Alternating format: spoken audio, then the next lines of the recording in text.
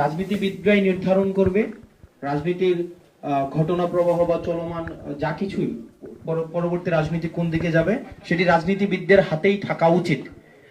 তো সেই জায়গায় আমরা সন্দিহান বলেই হচ্ছে আজকে গতকাল আমার স্ট্যান্ডটি নিতে হয়েছে।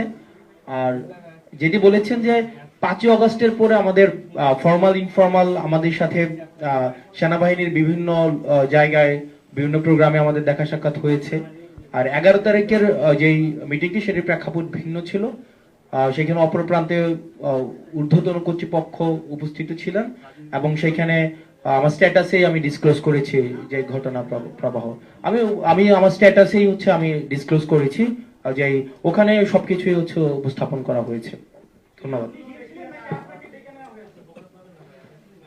সেখানে বিষয়টি হচ্ছে যে আমরা এই বিষয়ে আলোচনা বিভিন্ন ল অ্যান্ড অর্ডার, আপনারা জানেন যে বর্তমানে ম্যাজিস্ট্রেসি পাওয়ার দেওয়া হয়েছে সেনাবাহিনীকে। ল অ্যান্ড অর্ডার সিচুয়েশন নিয়ে আমাদের মধ্যে অনেক প্রশ্ন রয়েছে।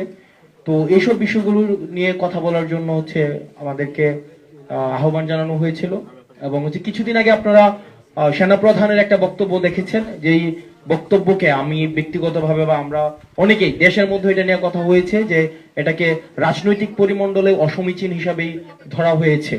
যে অন্তর্বর্তীকালীন সরকার প্রধানকে যেভাবে অ্যাড্রেস করা হয়েছে, যেভাবে অন্তর্বর্তী যে ইনক্লুসিভ যেই নির্বাচনের দিকে নির্বাচনের ইঙ্গিত করা হয়েছে আওয়ামী লীগ সহ, তো সার্বিক বিষয়ে যখন আলোচনার কথা বলা হয়েছে তখন গিয়েছিলাম। তো এই বিষয়গুলো আলোচনা করা হয়েছে। আমার স্ট্যাটাসে সব বিষয় হচ্ছে একদম মানে স্ট্রেইট ফরওয়ার্ড সেখানে হচ্ছে স্পষ্ট করা হয়েছে। আর এখানে যেটা বলছেন যে আমি কেউ নিরাপত্তার ঝুঁকি অনুভব করছি কিনা, দেখেন 5ই আগস্টের পূর্বে আমরা জনগণকে ছাত্র নাগরিককে সাথে নিয়ে হচ্ছে আমরা আন্দোলন করেছি।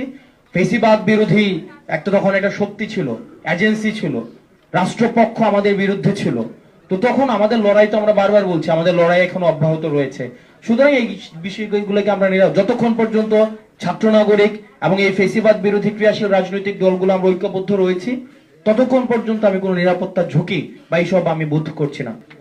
সেনাবাহিনীর বক্তব্য আমি তো সেখানে হচ্ছে আমি মানে আমার ডিরেক্ট স্পিচ সেখানে কোটেশন দেওয়া ছিল, একদম ডিসক্লোজ তো ওখানে করা হয়েছে, একদম ডিরেক্ট স্পিচ আছে যে এখানে যে আমাদের কনভারসেশনটা কি হয়েছে, ও পাশ থেকে কি আসছে, আমাদের পাশ থেকে কি হয়েছে, সেটা সেটা ওই পক্ষ মানে অপর পক্ষ বলতে পারবে। আমি তো ওখানে ক্যান্টনমেন্ট উল্লেখ করেছি, তো আপনারা কথা বলতে পারেন সেখানে।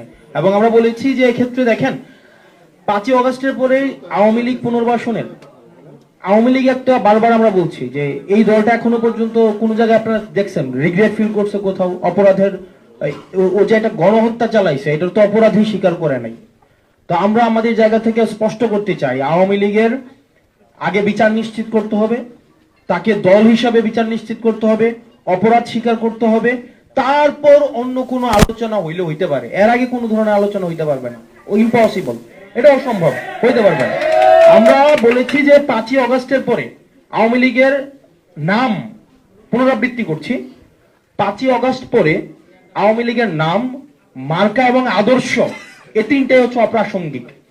এখন এটাকে যদি মানে বিদেশি ষড়যন্ত্র অথবা দেশীয় কোনো ষড়যন্ত্র বা এজেন্সি থেকে কোনো ধরনের এখানে অপচেষ্টা চালানো হয়, সেক্ষেত্রে আমরা সাধারণ মানুষের কাছে কমিটেড, আমরা ছাত্র নাগরিকের কাছে কমিটেড। আমরা নির্যাতিত, নিপীড়িত, বঞ্চিত, গুম খুন হত্যা শিকার যারা গত দীর্ঘ 1.5 দশকের বেশি সময় ধরে হয়েছে, রাজনৈতিকভাবে নির্যাতিত যেই ক্রিয়াশীল রাজনৈতিক দলগুলো হয়েছে, আমরা তাদের কাছে কমিটেড। কোনো এজেন্সি, কোনো বিদেশি কোনো হচ্ছে কোনো কর্তৃপক্ষ কারো কাছে আমরা কমিটেড না।